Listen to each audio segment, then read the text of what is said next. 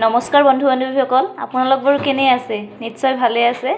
আজি যিহেতু হনুমান জয়ন্তী, সেইকাৰণে আমি আজি হনুমান জয়ন্তীৰ স্পেচিয়েল এটা হনুমানৰ কাৰণে যি ভোগ বনায় সেই এটা ভোগ বনাওঁ। এয়া হৈছে আটা আৰু গুড়ৰ হালোৱা। চাওঁ আহক কেনেকৈ বনাওঁ। এয়া আমাক গুড় লাগিব। গুড়টো আমি লৈছোঁ। গুড়টো আমি এনেকৈ সৰু সৰুকৈ কাটি লৈছোঁ। এয়া দেখিছে, আমি এতিয়া গুড়টো অকণমান পগাই ল'ম, মানে গুড়টো অকণমান গলিবলৈ দিছোঁ, গৰম হ'বলৈ দিছোঁ। এয়া দেখিছে আপোনালোকে, মই এতিয়া অকণমান ৰিফাইন দিম বা আপোনালোকে ঘিৰো ব্যৱহাৰ কৰিব পাৰে। মই ইয়াতে ৰিফাইন দিছোঁ। এতিয়া আপোনালোকে দেখিছে, মই ইয়াত আটা লৈছোঁ। আটাটো বেছি পৰিমাণে ল'ব নালাগে, সদায় গুড়তকৈ আটাটো কম পৰিমাণে ল'ব। এতিয়া মই আটাটো ইয়াতে দি দিছোঁ। এয়া তাৰপিছত মই অকণমান লৰাই দিম। দেখিছে, মই অকণমান লৰাই দিছোঁ ৰিফাইনখিনি আৰু আটাখিনি।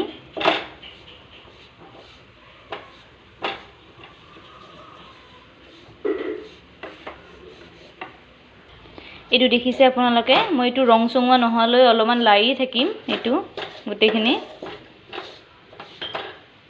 এয়া মই এইবাৰ গুড়খিনি ঢালি দিম। যিখিনি গুড় মই গলাই লৈছিলোঁ, সেই গুড়খিনি মই এতিয়া ঢালি দিম।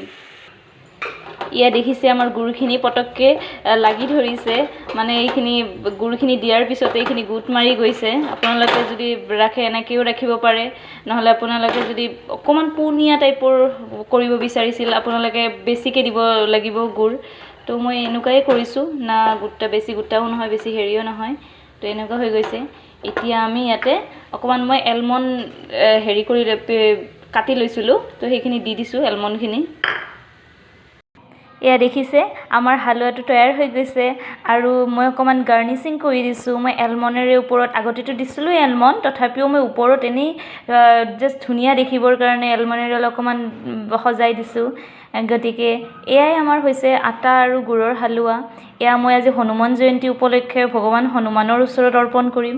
গতিকে আপোনালোকেও বনাব পাৰে এনেকৈ। গতিকে আজি মই ভিডিঅ'টো ইয়াতে সামৰিছোঁ।